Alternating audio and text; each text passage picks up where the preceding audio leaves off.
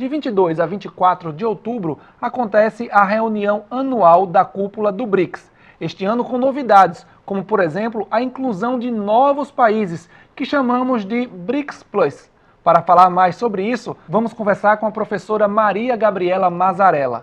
Ela que é graduada em Relações Internacionais, mestra e doutoranda em Ciência Política pela Universidade Federal de Pernambuco e professora da Uninasal Recife. Professora, então eu queria começar falando, para quem ainda não conhece o BRICS, né? A senhora podia explicar para a gente o que significa esse bloco de países e também como é que ele atua?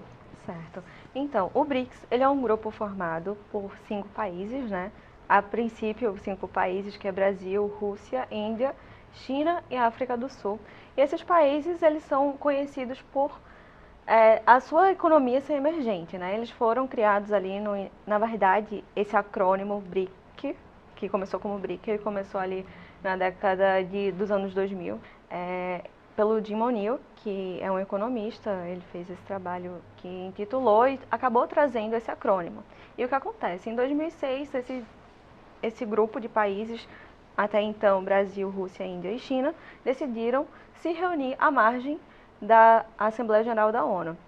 E a partir de então, em 2009, a gente começou a ter as cúpulas do BRICS, né? E em 2011 a gente tem a entrada da África do Sul para compor esse grupo, que é um grupo informal, inclusive vale salientar isso, porque esse não foi um grupo que ele começou a partir de um documento constituinte. Ele começou a partir de reuniões regulares desse grupo e que acabou se estabelecendo bem no cenário e na comunidade internacional, né? Então é um grupo voltado para a questão da cooperação econômica financeira, principalmente, para a questão da segurança e da política internacional e para questões culturais e pessoais dos Estados-membros. No dia 1º de janeiro deste ano, Arábia Saudita, Egito, Emirados Árabes Unidos, Irã e Etiópia tornaram-se membros oficiais do BRICS. É o que a gente chama de BRICS Plus. Queria saber da senhora qual a vantagem de fazer parte do BRICS e qual a influência desse BRICS Plus que vai exercer no mundo. A importância a gente pode trazer porque, como falei, né, é um grupo que hoje ele é bem estabelecido internacionalmente. Inclusive tem o Banco do BRICS, né, que hoje a gente conhece. Pelo país, pelo Brasil, né? Exatamente. Então, a gente tem vantagens comerciais, principalmente para os países que passaram a fazer parte, né, do que a gente chama do BRICS Plus.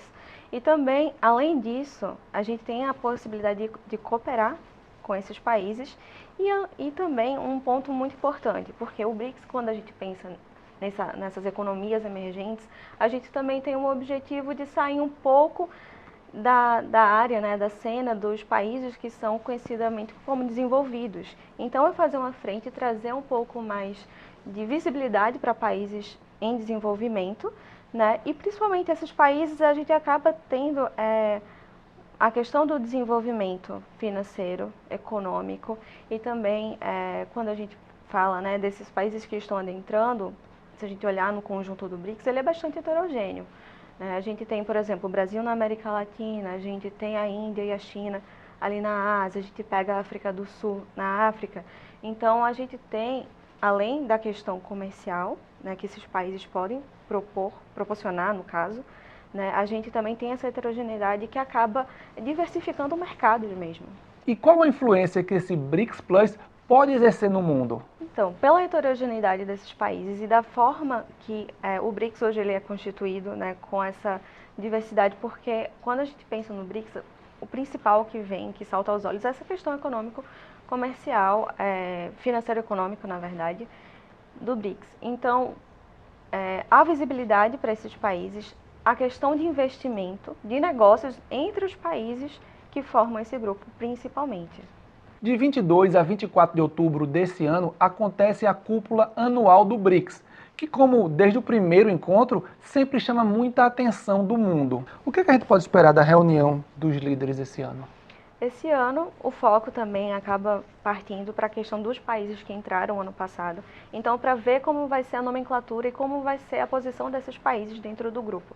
Eles vão ser parceiros, associados, como é que vai lidar com a questão da entrada desses países. Esse é um ponto principal, né, que deve ser discutido na cúpula desse ano. Uma outra coisa é a questão da multilateralidade, né? Porque também a gente entende que para os países em desenvolvimento, a questão da multilateralidade, a bilateralidade também entre os países do grupo é importante. O chanceler chinês Wang Yi disse numa reunião com colegas dos países do BRICS, durante a Assembleia das Nações Unidas, que o BRICS deve dar contributo para promover uma multipolaridade mundial igualitária e ordenada e também uma globalização econômica inclusiva e de benefício para todos. Como a senhora acha que os países do BRICS devem fazer para atingir esse motivo?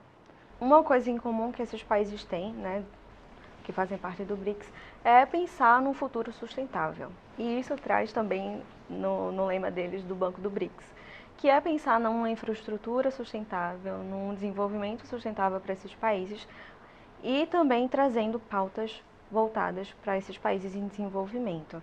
Então, seria muito mais voltado para fomentar a questão comercial entre esses países, viabilizando essa questão do desenvolvimento sustentável e também através da cooperação entre esses países. Porque quando a gente fala de cooperação, ela por exemplo, econômico-financeira, uma cooperação cultural, a gente está saindo de algo muito afunilado, né, e fazendo com que esses países eles enlargueçam a questão da cooperação e que eles possam dialogar de diversas formas, né, justamente para promover essa questão da paz, né, dessa sustentabilidade também, que vai ser bastante percebida ao longo dessa década principalmente. Este ano na Rússia, no próximo ano, em 2025, aqui no Brasil.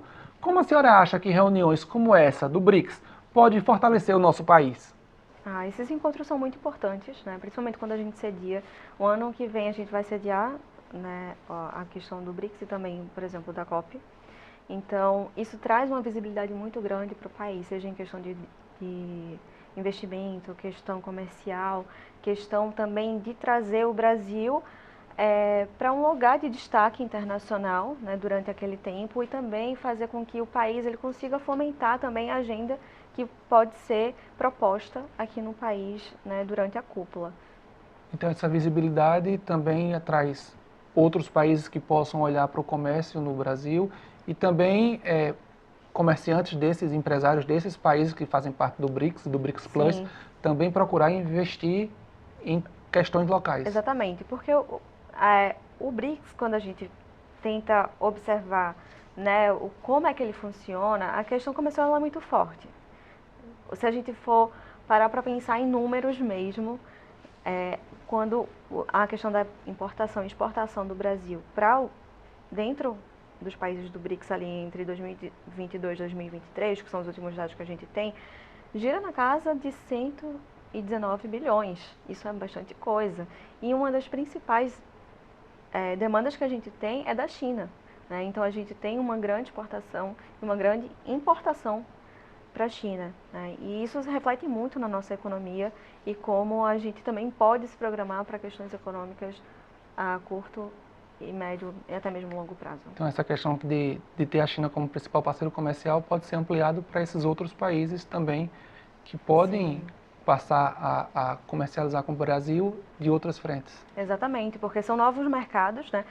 Como a entrada dos novos países do BRICS Plus, né? A gente tem novos mercados que possibilitam outras frentes, tanto para o Brasil quanto para os outros países que são membros. Isso é muito benéfico. Professora Maria Gabriela Mazzarella, muito obrigado pela sua participação e a gente poder lançar esse olhar sobre os BRICS. Eu que agradeço, obrigada. Do Recife, Luiz Boaventura, em uma coprodução entre o Diário de Pernambuco e a Rádio Internacional da China.